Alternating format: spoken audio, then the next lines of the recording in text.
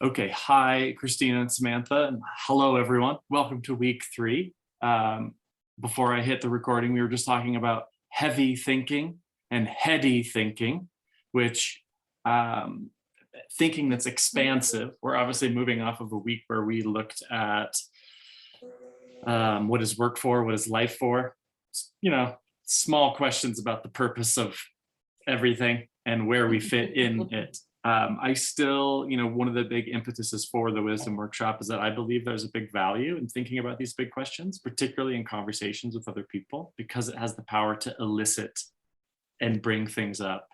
And I was interested, the word heavy thinking just stood out to me, and I was wondering about if it can be light or heavy. And I think, Suzanne, your point that if it's connecting to all these other aspects of your life, or like, it's almost like it's implicating, so that there is like, this is a lot.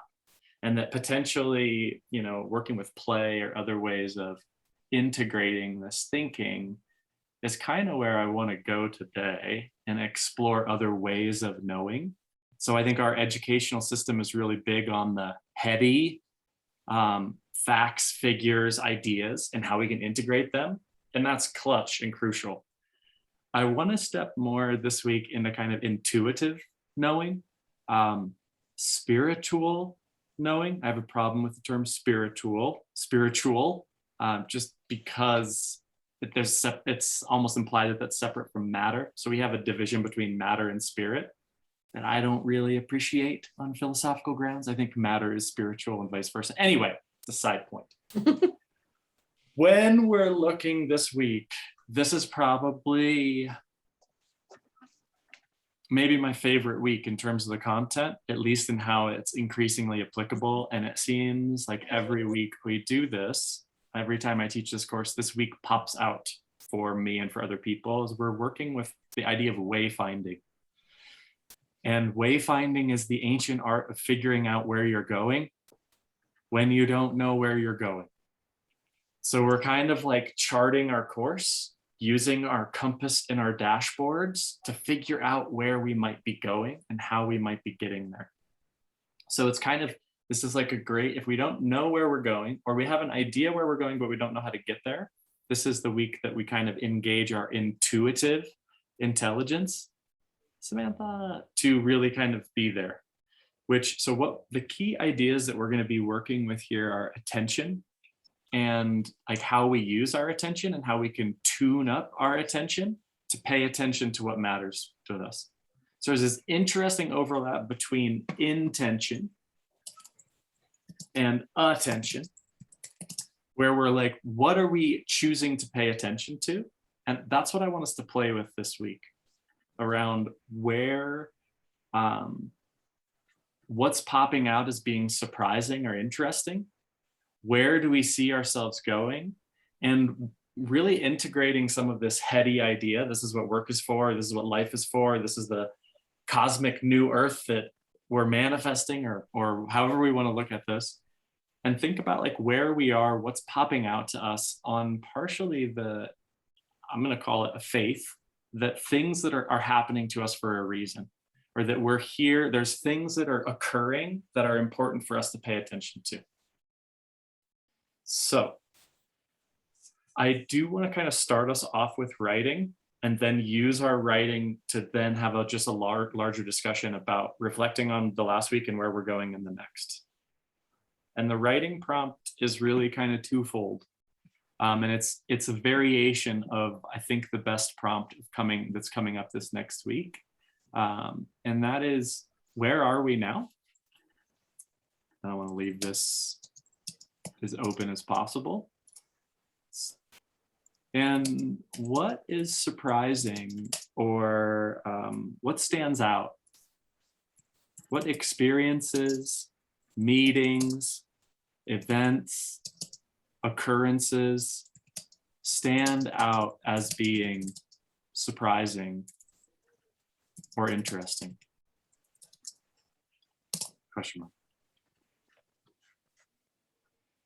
So we're kind of thinking about this last week. And again, or anything that's another really good one is the same way of asking this question is, what's most alive to you right now? So what seems like it's coming alive, or what is alive? Cool.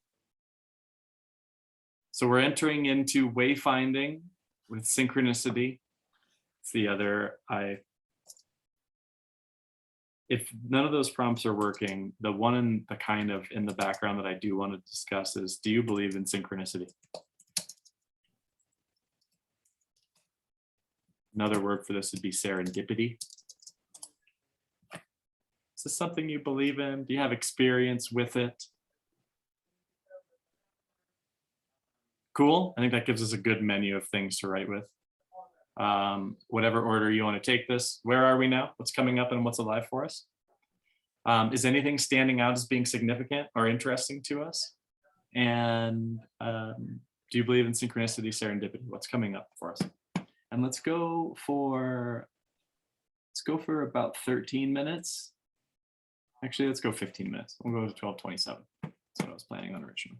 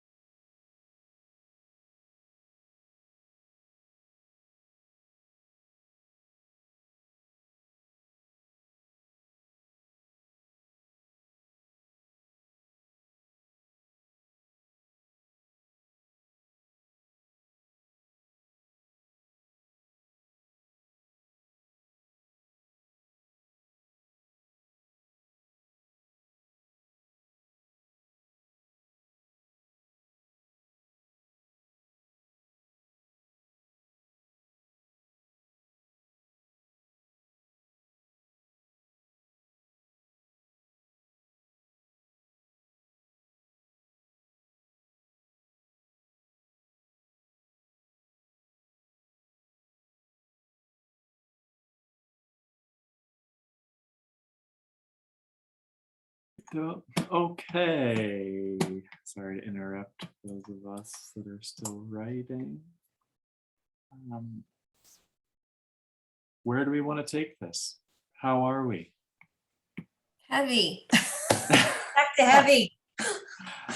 It's just where it went. Whoa. Good. Jeanie, do you want to exercise birthday girl privileges and go first, or go whenever you would like to go? Sure, I'll go first. I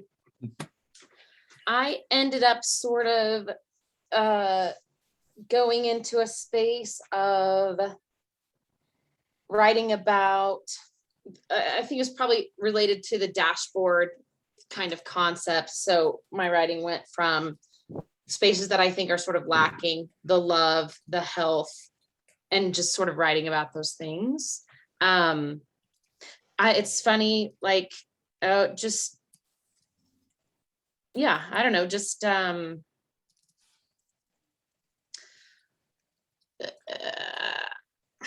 yeah, I don't know that I want to say too much. Well, what you've said already is really helpful.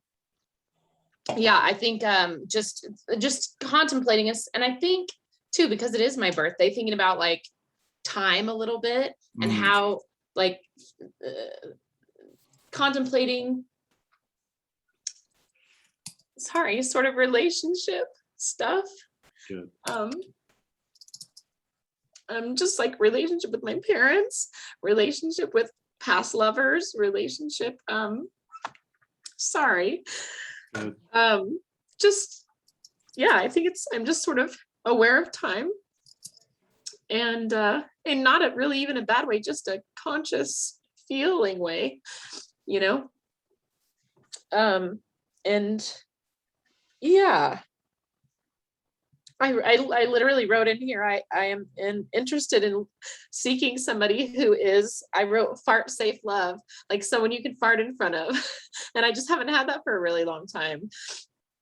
You know, I don't think fart safe love is really a super romantic concept, but Love it. I think that's perfect. Yeah. Yeah. So I think that's sort of what came up for me.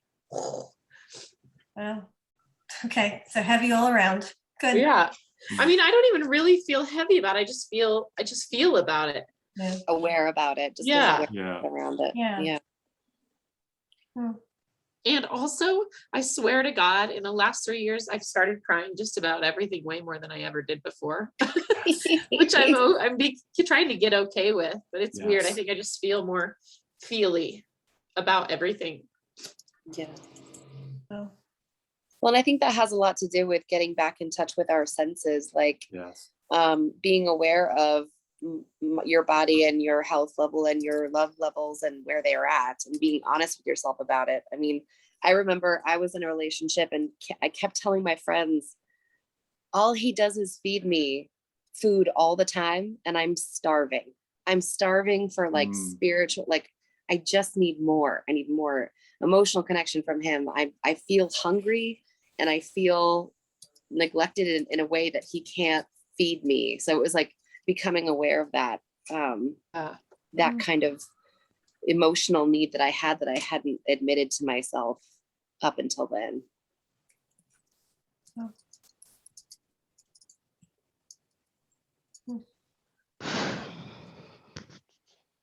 Yeah, so I think that's sort of it for me, just recognizing the things that I am seeking to grow on my dashboard, really. And they're currently not really work or play related, although I do have a lot of work concepts, and play is never a problem for me. So yeah, that's it. Cool. Thanks for sharing, Jeanie.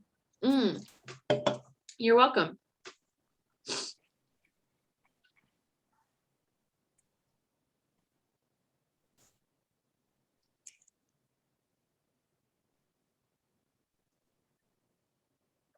I'm trying to keep my mouth shut because it's really rich. And I don't want to. My comment earlier about heaviness, I don't like, because I just want to continue to cultivate the space of non-judgmental awareness where heavy is fine. Crying is fine. Where we're at is good. There's not like, I just don't want to put evaluations on anything. So I will say though, your reaction is a great place to frame a question around this. How do I find fart safe love? Question mark. Great fucking question, by the way. Yeah. Where? Yeah. And I again, like there's a non-judgmental awareness here that I think is really valuable, where it's okay to be where you are. And there is like, you're probably where you need to be at this point. So what, another way to reframe this is, how do I make the most out of this time that I'm in? What is this time teaching me? So I think we're in a place, we talked a little bit about like subconscious the other way, but like getting these questions alive and then like just letting them like enter into our subconscious dream space, sleep space, and then see what comes up. So it's like, oh, on Thursday, actually, guess who showed up? And then it puts us in a position to be like, why, what significance does this particular thing have? When you have like that, you know, The synchronicity, right? that is the synchronicity. And so, yeah, I mean, the framework that we're going to explore that I think is really fascinating is from psychological research is REM, which stands for receptivity, extraordinary encounter, and then meaning making. So that one, you're receptive to what's happening. So there's a sense of open-mindedness. You almost expect that something's going to happen, but you don't also judge if things aren't happening. There's like an open like patience with like, oh, what's going to happen? But also I'm expecting something to happen.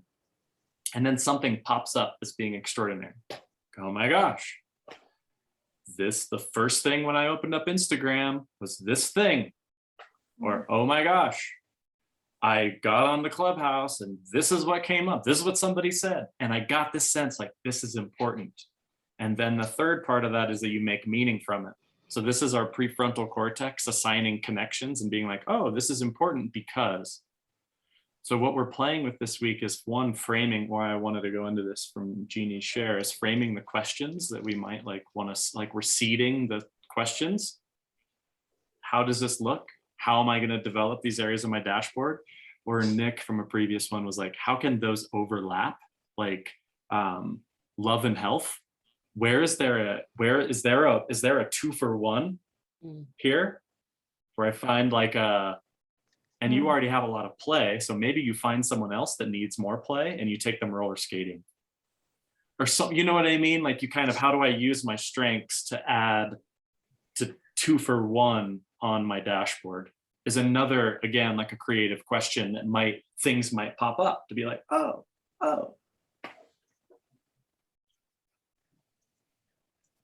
I think another way Sean? to go ahead, Samantha. I just had a quick question.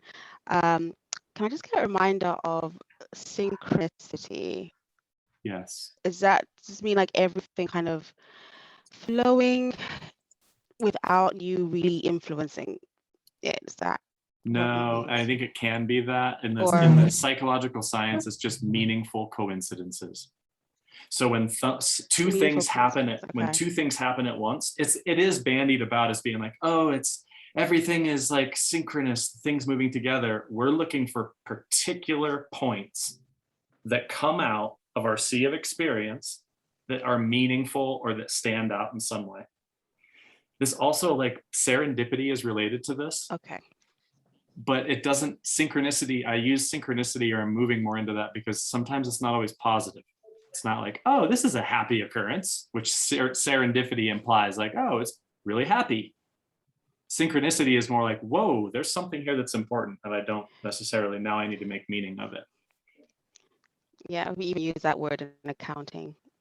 Synchronicity? So I don't like it really.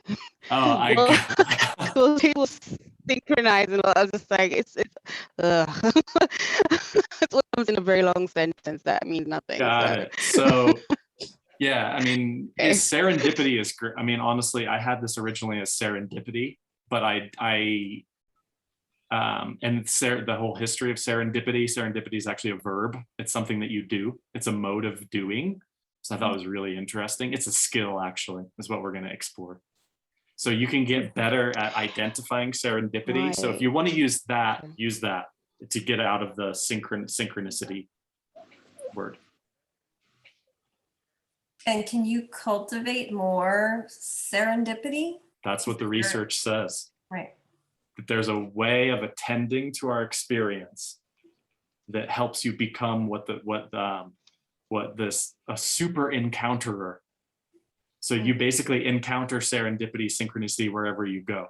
And that some people identify like this, particularly in the sciences. They just find serendipity everywhere, which makes sense because it's actually something that we are doing. It's a thing that it's like, I am recognizing that it's super serendipitous that Samantha just asked that question.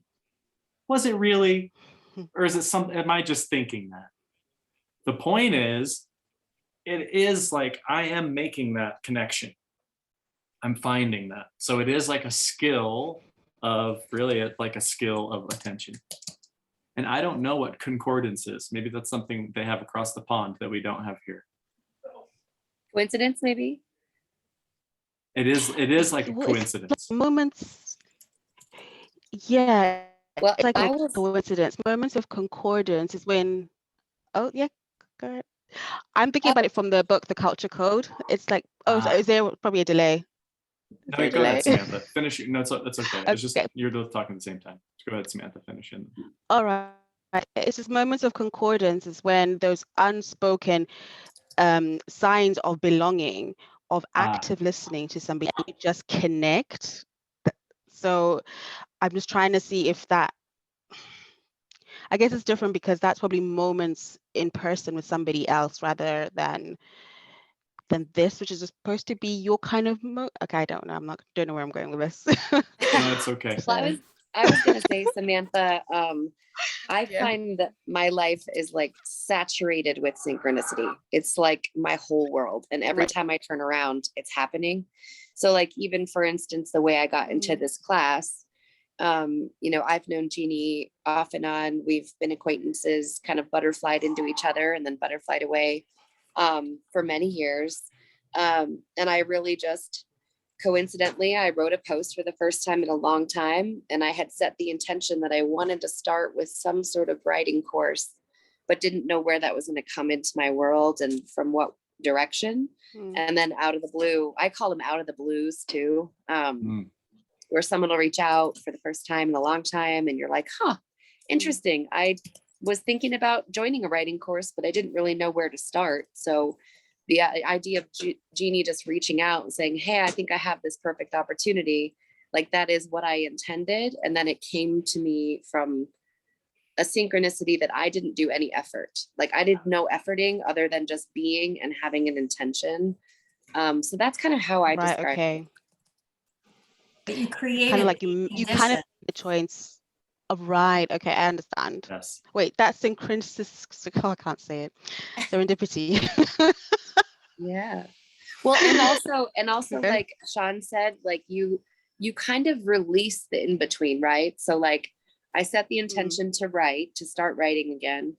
And then I released how it was going to happen and just waited for something to come to me. So like, it's kind of like having faith in that gap moment and trusting that it's going to come when it's supposed to come and from the right direction.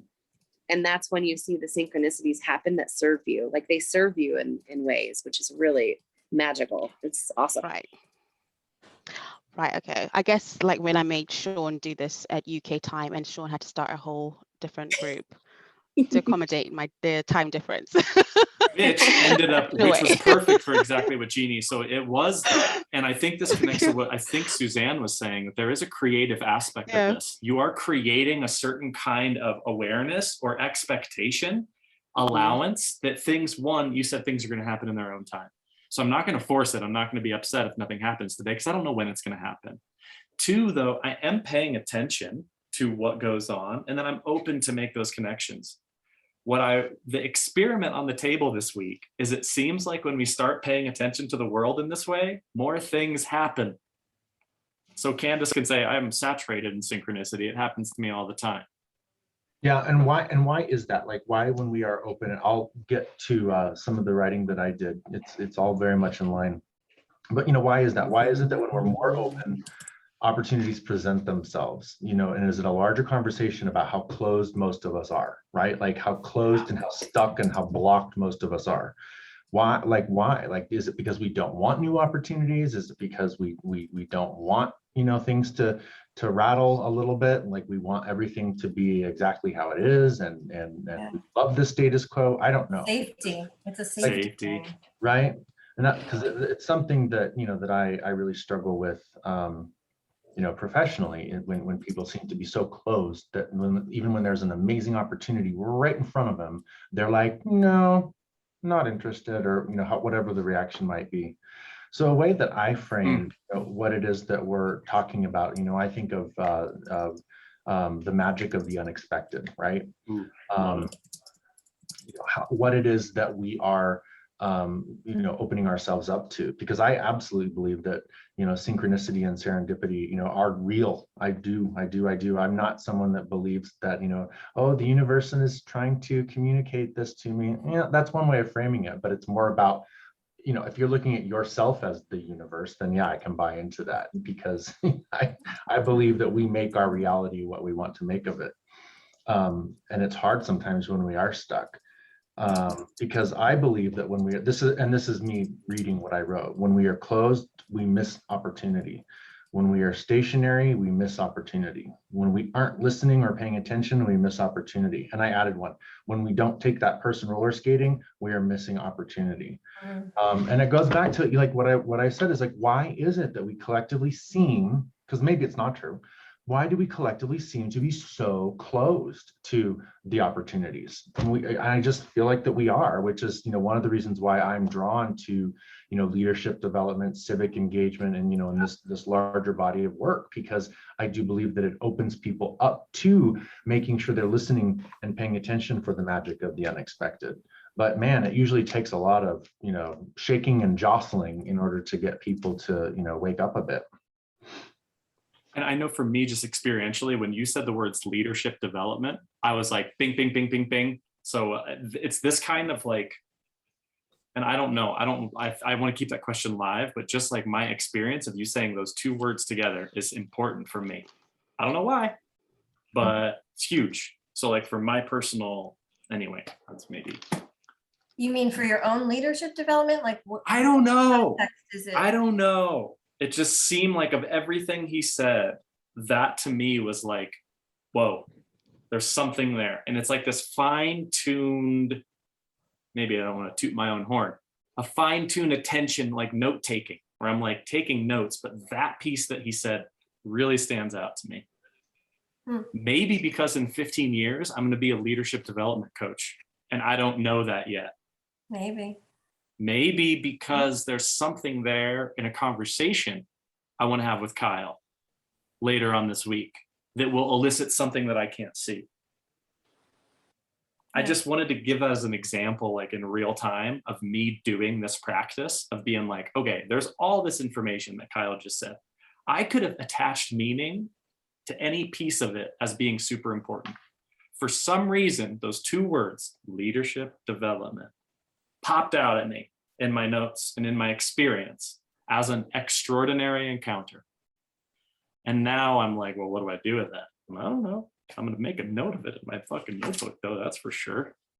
Leadership development with Kyle. So I was going to say to Kyle, I've actually explored that concept in a couple other classes. I do one that's called receivability.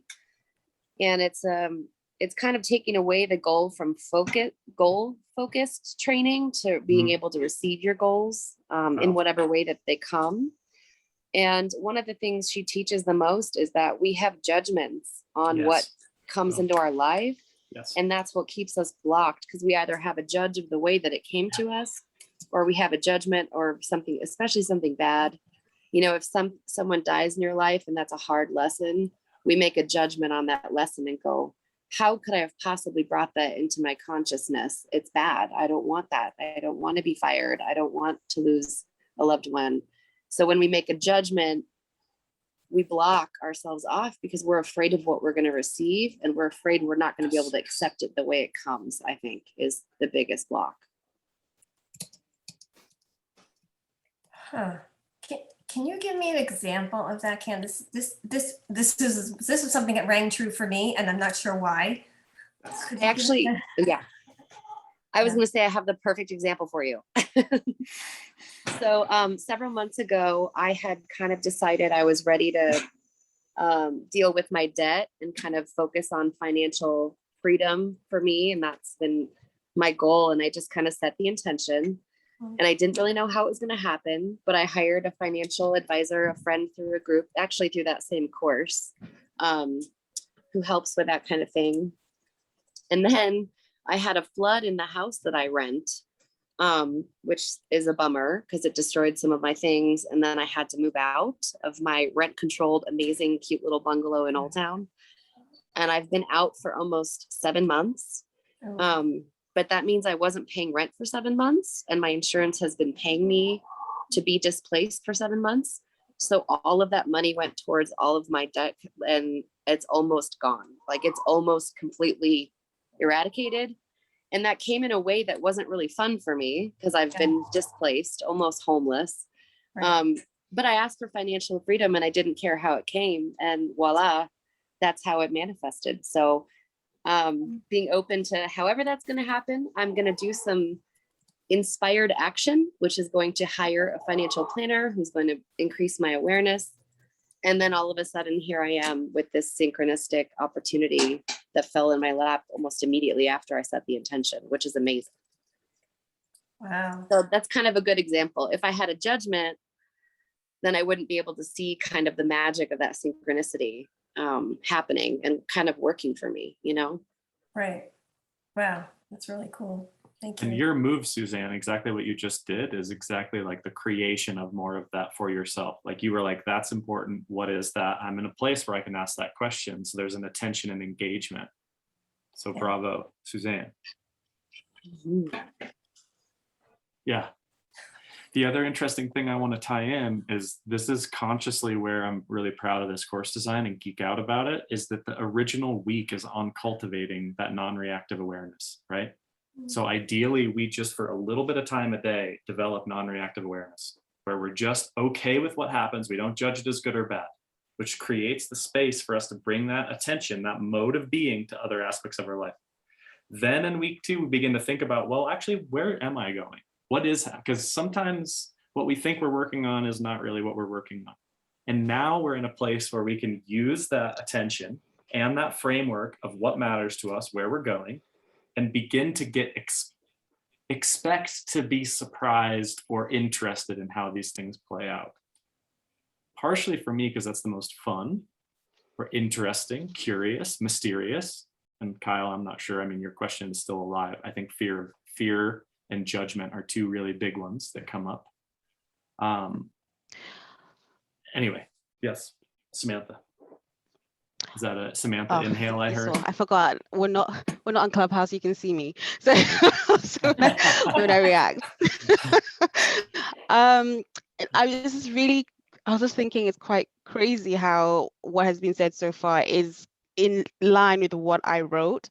You know, the fear and judgment, and then what Candace has just said about, you know, about what happened in terms of 7 months, and then actually it was fine. It just made me think, when I was writing, I was like, I didn't know where to start, and then I just wrote, I'm on a junction, and I read a few pages of that. Is it writing off the bones? I think it is. Writing down That right? No, Writing down off the bones. Writing down the bones, and where she writes, just write. Don't even cross anything out. If you make a mistake, just keep on writing, because once you go and correct something, you're now editing, you're no longer writing. And then I said, this is such a weird story. Do you mind if I read it in terms of what I wrote? Please. Okay. It says, I'm somewhere in between a junction with paths and roads that branch out. But there are glass walls all around me tonight, so I can see, but I cannot move. I wonder how that feels to have all your senses, both mind and soul, but still you cannot move. If you can't feel the wind, but someone says it is windy, whether I have my ears to hear or the hands to hold the paper that's read your message and the eyes to read what your words have written, does the wind only have meaning when you have faith in what you have heard? You had the heart and the mind to understand what you have read, the eyes to see the leaves of the jacaranda tree sway gently in all its song and glory, the sense of smell to know whether the wind follows rain or it's rain that's going to follow the wind. But most of all, the touch that becomes softer as it reaches you, because the wind's power is in its sound, in its voice. But when it comes close to you, it doesn't want to push you. The power that is invisible, or is it clear? Maybe sometimes I've actually confused this with the feeling of fear, because fear also has no sound. But my silent scream is more powerful than a mighty wind, that even I, like the saints, I say I shall not be moved. After a while, the wind is gone, and the glass is no longer there. Did I really need to fight the wind? Because the wind is gone, it has moved on. The glass is clear, it's no longer keeping me here. But all that remains is me and fear in the same spot where you first saw me here. Oh my gosh. Yeah, do you have the contact Wow. information for the Poetry Foundation, Samantha? You might. Wow. Yeah, that's what came out. And it's kind of what you're saying about the whole fear and the judgment. And, you know, the wind moves you somewhere. And we always think about wind as not being, blowing us away from where we want to go. But how about if it's trying to turn us around? And it's actually fear that just makes us not move. So wind is a good thing. Wow. There's so much in, well, first of all, that it was, there's a gift there. Clearly, my writing doesn't sound anything like that. It's beautiful. And there's a lot inside that. I mean, the idea of the glass being there where you can see, but you can't move.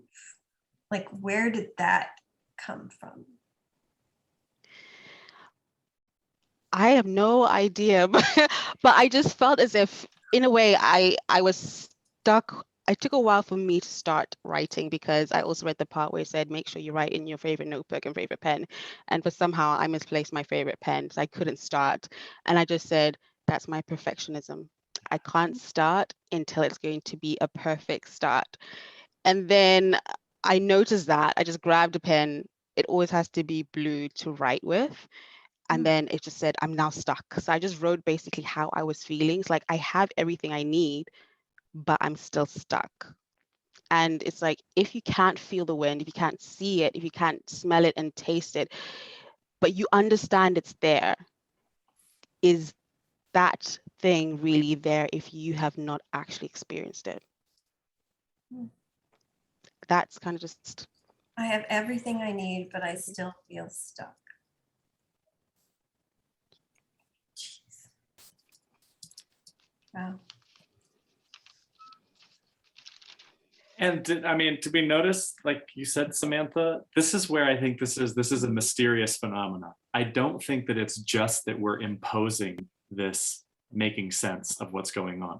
There is literally something extraordinary in the fact that you wrote what you wrote and shared what you wrote after we were talking about what you wrote. Does that make sense? Very weird. Did we all write the same thing? Or is it just, or is there some, this is a meaningful, extraordinary encounter? And then I'm going, well, what about it is extraordinary? And for me, two things come out. One, movement, and the other, the metaphor of the wind, being that it is gusty, for lack of a better, like it comes and goes. It's unexpected. It's invisible but powerful. Again, there's a sense of movement.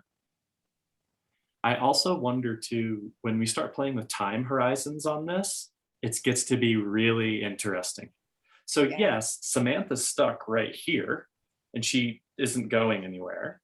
But on a big enough time horizon, it begins, you begin less to be less and less stuck.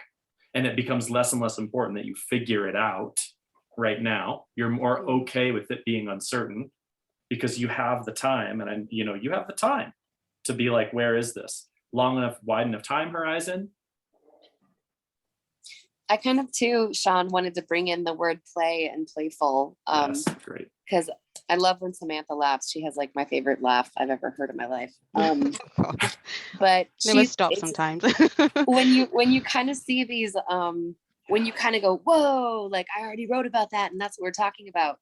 I always say that the universe is very playful with synchronicities. Like you kind of have to giggle a little bit and be like, oh, okay, I see you. I see you like throwing synchronicities right in my path. Like I see it. And it is playful. I think there is a really playful element to it. And when you kind of lean into that, it makes it a lot more fun.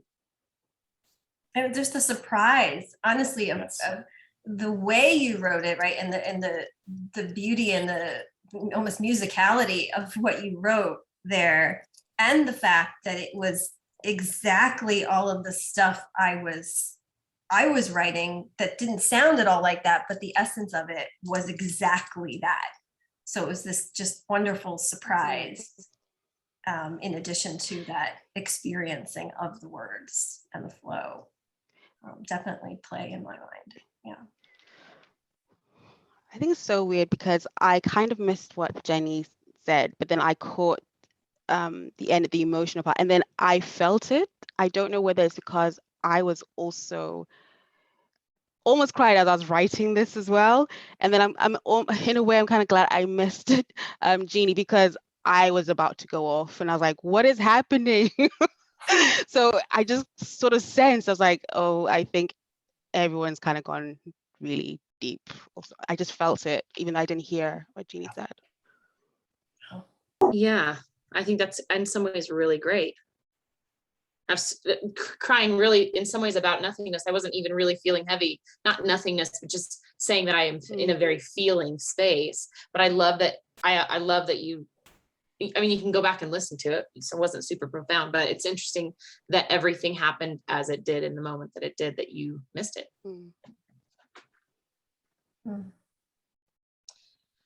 Are we on the Truman Show, Sean? No, but funny that you mentioned that, because I was going to say something about that's connected to that in an interesting way. This is like,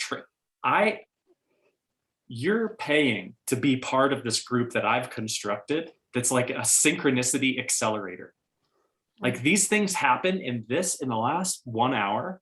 There are so many synchronicities that I could literally process for another week, and probably more than that, because we are engaged in an environment where there's a lot more opportunity for things to pop up that surprise us, right? Versus just being in my own little place and not having that kind of contact. So this is like training wheels to be able to go off and do this on your own, in your own kind of way, to be like, okay, how can I create an experience where there's a greater chance of emergence for this kind of synchronicity that I care about? Public libraries, virtual libraries, Amazon.com. People who read this also read. Clubhouse rooms, social media. There's a way to kind of look at our experience and our interactions with other human beings as generators for this kind of a thing. Are we saying that synchronicities are basically algorithms that we've created amongst ourselves? A certain cool ass algorithm. Like an excitement surprise algorithm. It's I like them as like road signs that you're on the right path still. That's a big way. I think that's actually an ancient shamanic. I think it's a shamanic thing where you're on the right path if you're seeing synchronicities, because it means you're where you're supposed to be in that moment and you're aware of where you are, which is a big part of it, I think. And it's not just, there's a fundamental idea in Islamic theology. So like the late monotheism is all about signs. So one of the key words in Arabic is sign, where the sign is what points you to the reality of where you are. And the further you get on the path, the more everything becomes a sign. It's like, so when you're, it's like, so Candace, the fact that you see signs everywhere is a sign that you're far along on your path in that kind of a sense. And I'm gonna add layers to that, Kyle, please. you know, completely to be, you know, an example of synchronicity.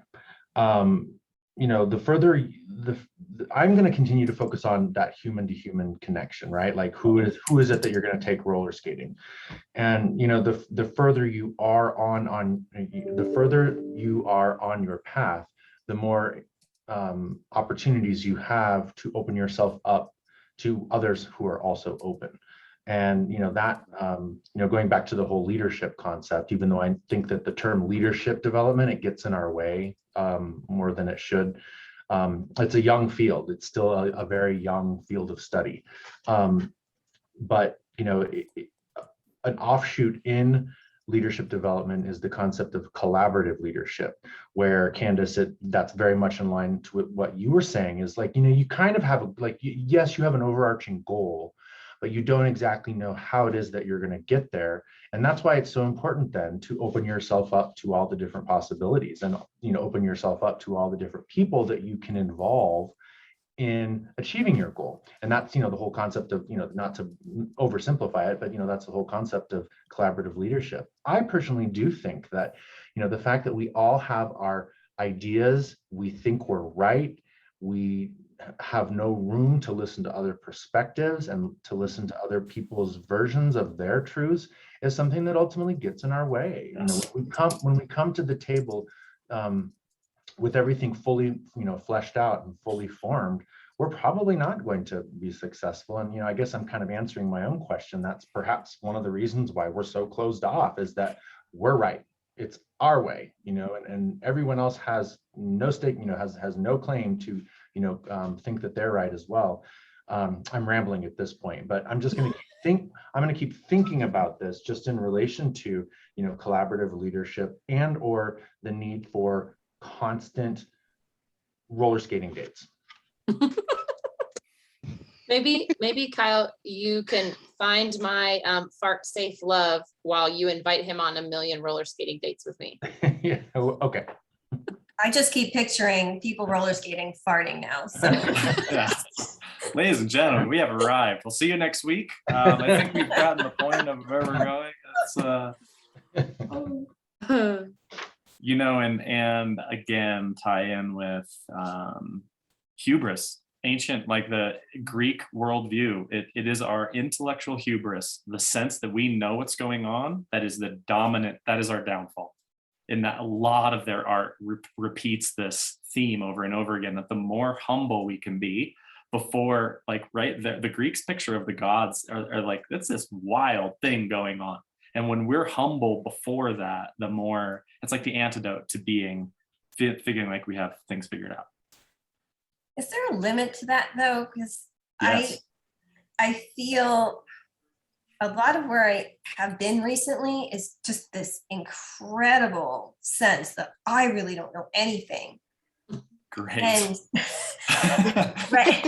And you know, even though I help other people with tons of things, I still don't really know anything. And wow. And for myself, we're talking about you know, creating meaningful work and things, and which is actually what I help other people with. But for myself, I'm having trouble figuring out what my next thing is, and this giving it up to, well, I don't know, for a very long period of time has left me completely stuck. And so at what point can I allow myself to know something, or to set that goal that's,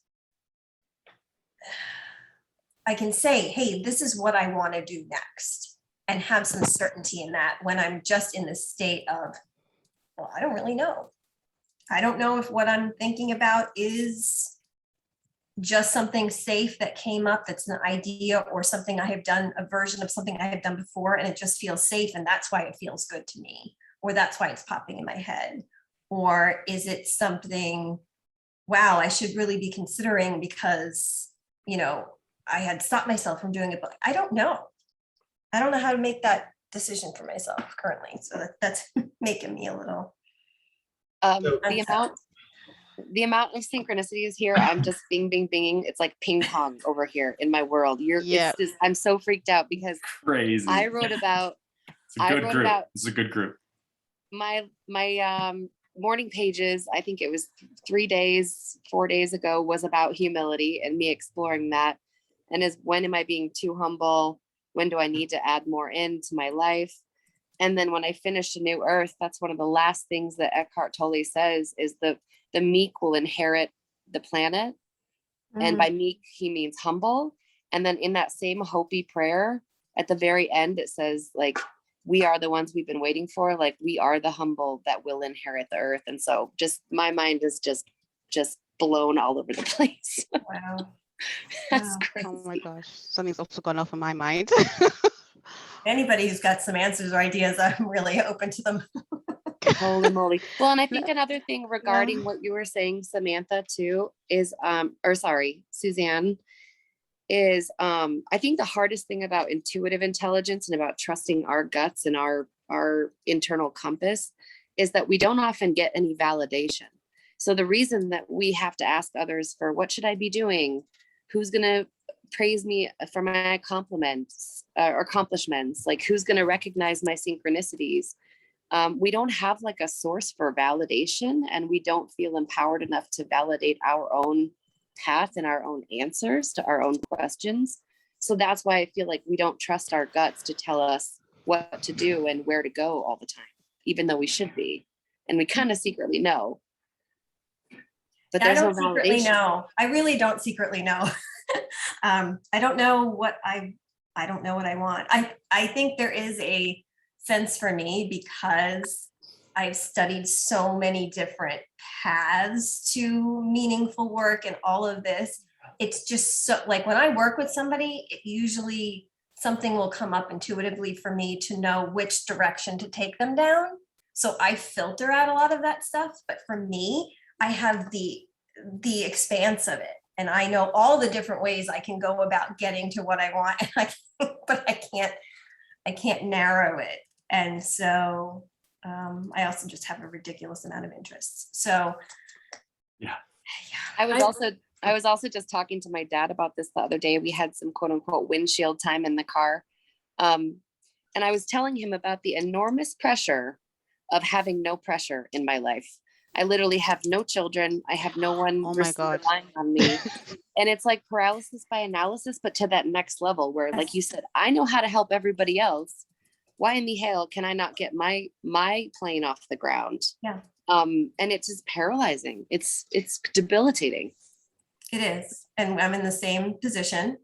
And I've hired coaches and therapists and then I'll go, oh yeah, this is it. And then like a week later, I'm like, no, that's not it. So yeah, it's an interesting, it's kind of funny actually. Samantha very weird. and Jeanie So weird. both want to get in here, I think. I think I'll wait because so many things are just going off, because I just remembered Alex Walker also has a quote that says, we are the ones that we have been waiting for, that I came across like a few months ago. And when I read it the first time, I was like, oh, it's me. Like, I'm always waiting for somebody else to do it, but it's like, maybe there's something I'm waiting for that I can do. And it's not, I am the one I've been waiting for, it's we. So we're not supposed to do this alone, because now I'm thinking, maybe that glass was just on one side. I could have just turned around and it was open. Maybe somebody just had to be there to say, do you know there is a door behind you? Whoa. But maybe I'll face in your direction. Maybe there's people there. Maybe there's people there with you and you just can't see them. Yeah. Jeanie, did you also were you also trying Oh, to? Wow. this is way less profound than any of that. But it's a functional piece, Suzanne, because I have the same problem. And this comes up, I think, at some point in this course, talking about experimentation, like doing little mini, it's like doing these mini experiments and it's been really helpful because I have a bazillion ideas about all the things I want to do. And I'm like a never ending consumer of adventure and the next thing and whatever work I'm going to do and whatever, right? It's problematic to have sometimes so many ideas. But if we do these little mini experiments, you can begin to be like, oh, wait, just kidding. You know, where I have this thing where I'm like, I want to be, you know, running a older adult dementia care community. I sat down with an executive director for 1 hour and was like, no way do I want to do that. Her talking about the business and the conflict with care management. Like it was a literal 1 hour meeting that quickly shut out that concept in its traditional form for me. It hasn't eliminated some of the thoughts about how we're doing things wrong and, you know, whatever, but it was a quick moment, 1 hour meeting that was just like, okay, go do the mini experiment and test it out and see. And so I do think sometimes when we have a ton of ideas and a ton of direction, if you'll do some little mini moments, I don't know. Yeah, I do that. I'm like a huge experimenter, and yeah, it's a great thing because I use that with my clients. You know, for those who are receptive to that. Yeah, that's why I'm here. That's why I'm here. But yeah, maybe there are ways that I have not been experimenting that I need to. So that's something I'm going to think about. I was just piggybacking on that one. I was going to suggest the bias to action, that frame of like always just accepting that you're not going to be able to figure out in the abstract might open up some energy reserves to not, like, you already know that you can't figure it out. And instead of being like, okay, well, I need to figure it out, how can I figure it out, implies that you're going to be able to figure it out. Yeah. And so maybe actually admitting or conceding that you can't figure it out in the abstract, either A, because a meteor might hit the earth tomorrow that you can't foresee, and B, and I use that as an extreme example, but like things change in ways that we can't foresee, right? So one, it's easy. I'm just trying to trick your brain into being like, I can't figure it out. And that's generally okay. That's the other potential trick to frame this, that one, we have a bias to action. I'm going to try stuff out. Two, a sense of curiosity. Why is this here? Maybe it's to help you help your clients, which seems like it kind of is. But then nonetheless, like how frustrating to be able to do this for other people and not, again, how fatiguing. Yeah. Especially as that gets, I saw an interesting one yesterday on TikTok. A professor was like, how heavy is this water? And someone's like 8 ounces. Someone else is like 12 ounces. And he's like, yes, what you're missing is that it gets heavier the longer I hold it. So if I hold it all day, if I hold it for 10 minutes, my arm gets tired. If I hold it all day, like my arm will fall off. And then a lot of the problems that we're ruminating on, we need to be able to put them down and walk away from them so that they are not, and interesting, I didn't even realize that my thinking about heavy at the beginning of the classes is compelling here again. Yes, this is it, right? Why I keep using that word. That maybe it is like, how do you actually end the fatigue response? And that there is maybe some play, some rest, some movement, some completely, I'm actually going to take a vacation from trying to figure this out and say, fuck it, in a big way, and do some mushrooms and go out into the desert. Or I don't know what that looks like for you, right? I'm just saying, like, do something. I'm tensing up. Yeah, sorry, Samantha. Yeah, I'm really tensing up. I'm like, I can't. Yeah, the more you talk, I'm like, no. Suzanne, you can't just leave it there. Suzanne, you need to just come to Colorado. You need a trip to Colorado, Suzanne. Come see us.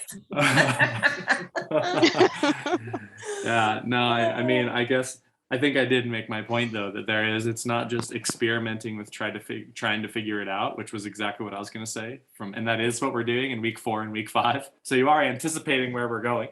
Yeah. It might also be experimenting with the entire frame, that maybe giving yourself some room from figuring that out is part of the unlock that that the coach in the therapist and the so on and so forth can't figure out, because maybe you're not going to figure it out, and that's part of it, or something. I don't know. I don't want to be in this position of I don't know authority. either.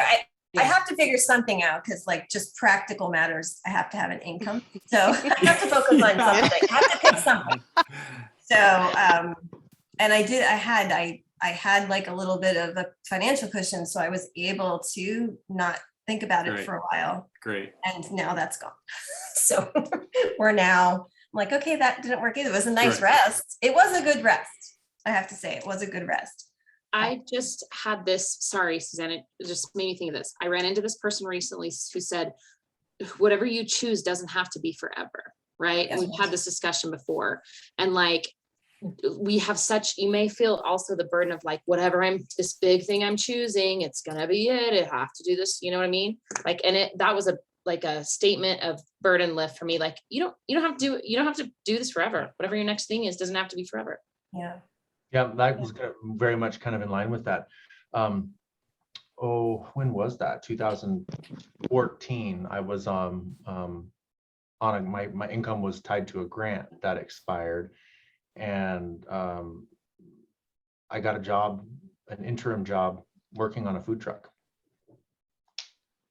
Yeah. You might consider something like that. Just do something, because income is important, and I get that, but you might consider doing something that is completely outside of the box for you. And like the 6 months that I spent on that food truck were phenomenal. They were amazing, and it really helped me frame the next chapter, the next professional chapter that was in line with what I wanted to be doing longer term. So yeah, well, like I'm looking, I'm considering options like that now as I look at transitioning into my next my next focused opportunity.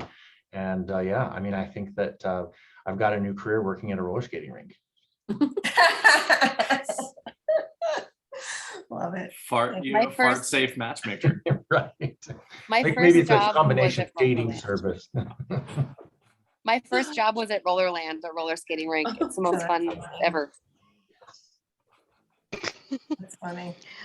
All right. I didn't want this to turn into a therapy session for me. No, but- it's not. And I don't think it is at all, because I think you're also anticipating where we're going in a really profound way, because it is like part of one of the prompts this week is getting unstuck and ways to begin thinking about getting unstuck, because when we are being stuck in one place is really frustrating. And I mean, and then figuring out how all these questions just reinforce that frustration. No wonder it's heavy. Like, it's like, well, what the fuck, man? Yeah, I mean, I've made so much progress in quality of friendships and in my health in all these other areas. And I mean, it's not like my work isn't good. I have a positive impact on people. I mean, it's a really great thing. I've been doing similar work for a very long time. And so it's time. It's time. I just don't know what the shift, and it might just be a small shift. So I'm not necessarily thinking it has to be a completely different thing, but it could. Keep, just for an use of experiment for this week, keep it open with the synchronicity serendipity frame. So like what's popping up, the fact that this is happening is one of them. Yeah. But there's other ones that are let's just expect that there's other things that are gonna come up. And what are they? So you give yourself like maybe the psychological space of a week to be like, what happens this week? Just as as another experiment. That sounds fun. It is fun. This is maybe the funnest week. And Suzanne, don't worry, because I will tell you, I've never been so stuck in my life. Like, I have never experienced such stuckness. And it is, and it is terrifying. It is. There are some days that are really great because you just see so much opportunity and you're really excited, and then there's some days that are terrifying, and which I included in the chat, because I am someone that believes, like Jeanie mentioned, I am someone that believes in experimenting. And I always think about throwing spaghetti, like throw as much spaghetti as you can, but it's also important that we can learn how to be comfortable with what I refer to sitting in the suck, because that's a hard thing to do. It really is. Like on those days that are so down, they're miserable, right? Oh yeah, I have lots of practice in that. Fortunately or unfortunately, that I do have practice in, but I think it's a certain point, there has to be a shift out of that, and the play and the fun, I think, is a necessary thing. Because I think we can only stand the burden, hold that water for so long. Yeah. I was going to say too, another thing, Suzanne, that I use that I think is helpful from like the concept of receiving and also integrating play in there is kind of treating it like when you go to a restaurant, right? Like you go to a restaurant and you have the intention to eat a specific thing or something in general, or you intend the place you go, and then you order it. And then you have fun with whoever you're talking with. I mean, you don't agonize over who's cooking the food, if it's going to show up, and you just expect for it to come. And in the meantime, you have fun, you play, you make jokes with the person you're with. And you just have that faith that I don't know how it's going to come exactly, but I have kind of a good idea. And you just have that anticipation and excitement while you wait, just trust it's coming. It might look a little different than what you had originally planned, but if you remove the judgment from what comes, I know you I might know be for a fact it surprised. will look completely different than what I'm thinking. You might be surprised at what comes, and you might actually prefer it to what you imagined. Yeah.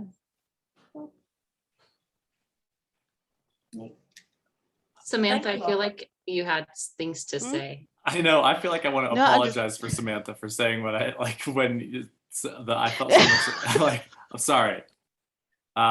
It's just it was very, and that's fine, because Jeanie then said, but you don't have to do it forever, and then my shoulders went down, because like, all right, okay, fine, I have a choice to change the choice.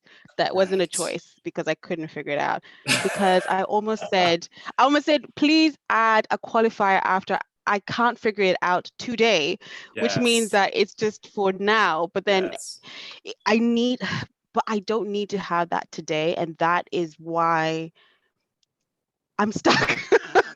I'm stuck as well, because I don't know where to go, because there's always been, okay, for today, I'm stuck, but tomorrow I have something that will help me, but tomorrow I don't, but I know I'm still okay. Can you be unstuck, but you don't need to move, in the sense that maybe we're panicking so much about needing to move because we've never felt what it feels like to have everything that we've always been working for. Like at this moment, I have enough. I don't need to go back. I don't need to immediately find a job. It's weird, but isn't this what life has prepared us for? Yeah, and to allow these moments of just silence. Yes, because and a lot of anecdotal research shows that you get to that place where you think you're trying to get, and you're still like, okay, what do I do now? How long do I stay here? Like you never really arrive. And I'm sorry, maybe I shouldn't say that either. Maybe you do. Maybe you've already arrived. But I mean, David Brooks' The Second Mountain and this whole idea of character development, the goalposts shift. Great, got this great job, everything's happening, boom. That's another term I don't like. Moving the goalposts. Okay. Man, I'm striking out here. I'm just gonna be quiet. No, because it's moving goalposts means that it gives me the feeling that you're never going to be satisfied. And I think for me, one of the reasons why I now take it easy is because I've always worked to get good grades, get into university, get a job, be a chartered accountant. And then when I got all those things, I said, where are the fireworks? Where's the big, surprise? There's nothing. But then, that's what I'm saying. But that's just, this is the kind of goes back to what I wrote in the chat. It's like there's synchronicities, right? But we don't feel we deserve it when we get it because we didn't exert ourselves.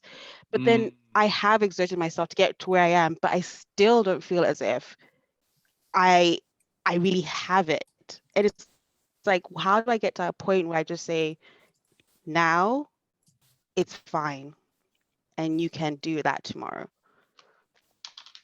And it'll be Yeah, okay and that tomorrow goes, if there's no plan as well. yeah, and that goes back to that validation though. Like Yeah. when we have effortless achievement, we don't know how to validate it. Like we don't know how to Yes. tell everybody, look what I did this thing, it's amazing. Yeah. I did no work at all. Mm, I want that. That's what I want. That's what I'm looking for. The thing where stuff happens, but I didn't have to make a lot of effort. That's what I'm looking for. a society Everything messed feels us up. effortful Just- right now.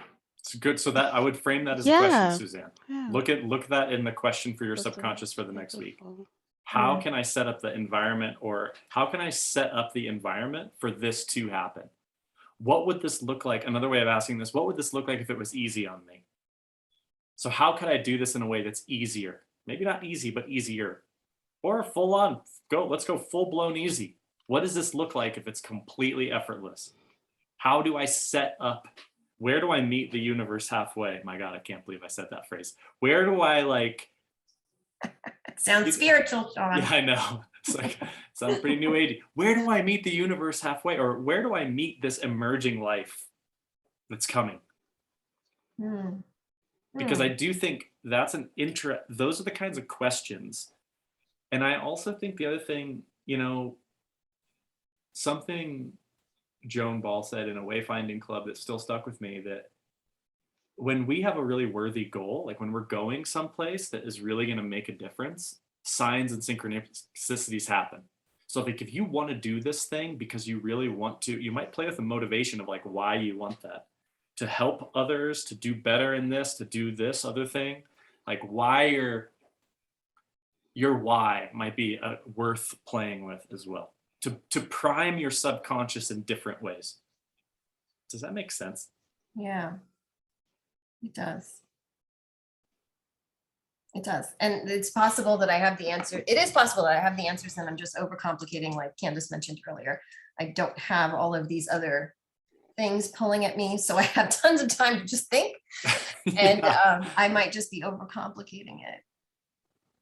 And movement I do that too. I think movement is a key. Like there's a lot of, the last thing that I'll say to kind of cap this, and the anecdote for the week, and I'll send this stuff online, but taking a new route to work. Yeah, that's here. This is it. You're seeing it. So It's like 10 steps. I'm so glad I said that. You could take a walk to work. Yeah, I do in the morning. That's the first thing I do. Great. So doing different kinds of movement that opens up to just so that you're doing a little bit of a different thing, so that you're opening up to being like, okay, you're basically telling your brain, this is different. What's going to happen? Because that's a psychological need for novelty. Novel, yeah, you're right. And there hasn't been a whole lot of that given. No, especially when pandemic, we work from home. Like you have to be really creative about doing that. And I think you can be creative about that without adding any different pressure and making it effortless. It's as simple as like, oh, I think I'll go left instead of right here. Yeah. Yeah. I don't want to leave without just exploring this mini moment, the thing that Samantha said in her poem writing that made me think. You were talking about how was the wind there and the rain is to come, or has the rain already happened in the wind? Like I don't know why that really resonated with me, but it did. And I'm going to go back and listen to this, or you can tell me again what you said one more time, because I can't remember exactly what it was, but it was really, I don't know, it worked for me. Oh, right. It was is the sense of smell. If you can't have the sense of smelling, okay, let me write the whole paragraph again, because that's how it flows. It's like, does the wind only have meaning when you have faith in what you have heard? When you've had your heart and your mind to understand what you have read, and the eyes to see the leaves of the jacaranda tree moves gently in its song glory, and the sense of smell to know whether the wind follows rain or rain follows the wind. And it's just, there was just always a sense of smell before it used to start raining, and also smell after it has rained. And it's that distinction. It's a you can't explain the smell, but you know whether it has rained or it's going to rain. Yep. Yeah. If you're paying attention. If you're paying attention. And so then, Wow. like how this course is constructed, that is the operative verb this week, is paying attention. How do we pay more attention? And Kyle, your question is super legit here. How do we get more open? And honestly, I also really like Suzanne. Am I being too humble? What am I not allowing myself to know is another really interesting one. Yeah. Courage, brave Captain Suzanne. Courage. Yep. Big one. That's the whole game, right? Courage. I have lots of I'm off. I have lots of little post-it notes. I shared my values last week, but this is another little post-it note that I have right in front of me, and it has 3 C words: clarity, courage, and confidence. I've been trying to define each of those for in my daily work, in terms of where have I found clarity, what am I doing to be more courageous, and am I building my confidence? So how clear can we actually be? So that just popped up for me, because clarity is something I would love. Can we actually be clear, or just at a certain point do we just decide because we psychologically need to decide something? Yeah, for me, it maybe goes back to that experiment conversation. My clarity comes from taking a step forward. As long as for myself, when I'm moving forward, I find myself thinking more clearly. So that's how it works for me. Interesting.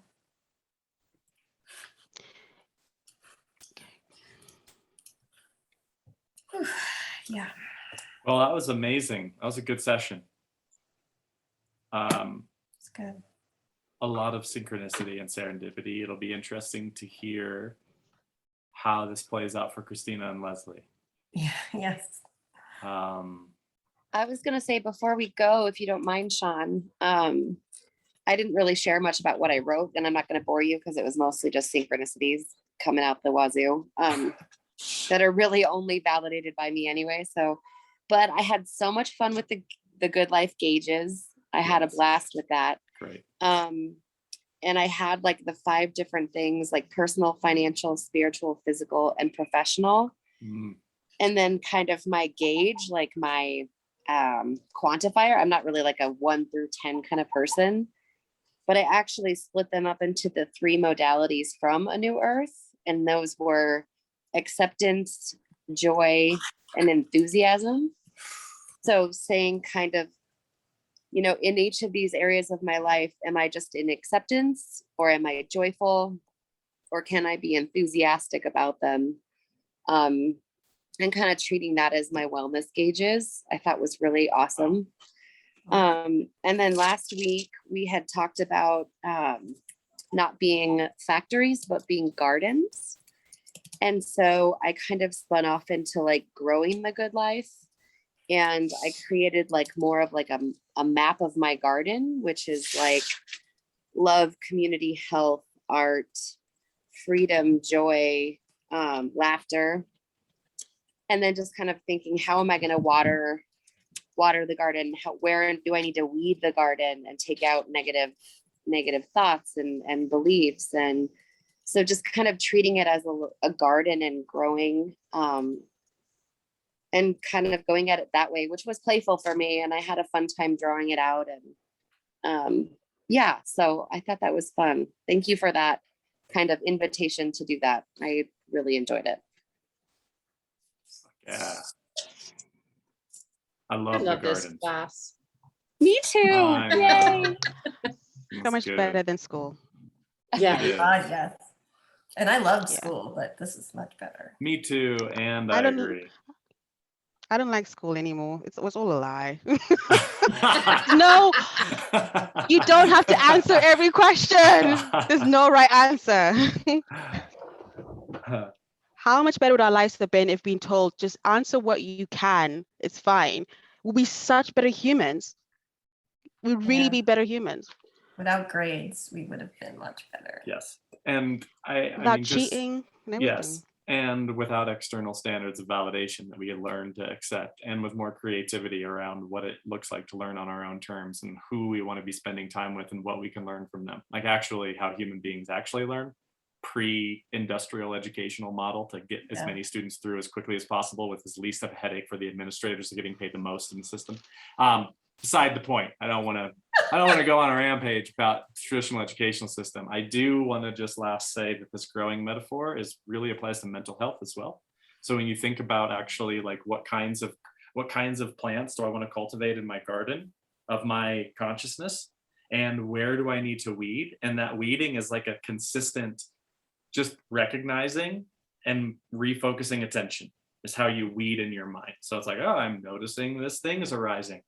Let's actually move our attention somewhere else. So it kind of brings us back to attention and intention in a really powerful way. Where can I be proactive about watering? And again, so much of this is environmental. Synchronicity happens with encounters in our environment. Writing in pages in the morning is a way of creating a certain type of environment for synchronicities to happen. Having conversations with each other is also, it's environmental. So we are in environments. And I hope that we can play with that. That's kind of like, that's previewing where we're going in week 4 and week 5. But for now, we're just trying to fine tune our attention. How can I would just do like the noticing journal. In fact, like there's an art of noticing book. Noticing things is a skill. Noting them is fun, can be fun. So wherever you are, wherever you go, have fun in the roller rink. Yeah. No, I think that's it. Like if we could actually prioritize presence, that's what I'm hoping to do. So week 1, presence, non-judgmental awareness. Week 2, getting clear on our philosophy, why, purpose, moving forward, which you're probably going to revisit a little bit, maybe. And then week 3, how can we play with this in our environments with our attention? What do we notice? And we're going to bring that into the rest of the course. Fantastic. This is such a great group. Yay. Really good job, everybody. Yay. Really Thank you, Sean. Thank you, Samantha. More Thanks. questions than answers, as always. Yeah. Have a wonderful week, and do also we do it helps to talk about these things. So we're gonna start. I mean, if you feel like you want to reach out, or if you feel like you want to, I've tried and failed to set up informal like conversation partners around this time of the course every time, but it might help to take that first step and be like, when do you want to talk? If anybody's interested in that, it makes sense, you can feel free to call or text. I like the random calls. If it's not a good time, I don't get it.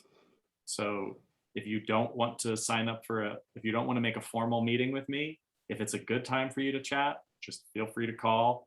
And if it's a good time for me, I'll pick it up and walk away from my computer and take a walk. Cool. Sean, can I quickly say something? Yeah. I just realized what I wrote made no sense and there's no edit. So, I meant to write, how about if you're rewarded for just being present and not only for good behavior? Would we actually be looking for the good life right now? Or would already be living it? So we already have it.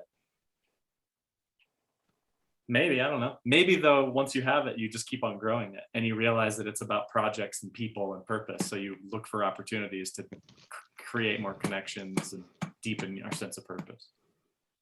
Okay. Which is what this is for me.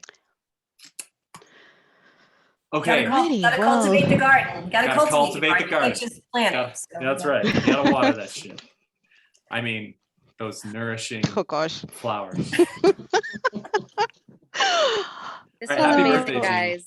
Yeah, happy birthday so much. See you all. Thank you. See you next week. Thank you. See you next week. Good luck. Let me know if I can help, for real.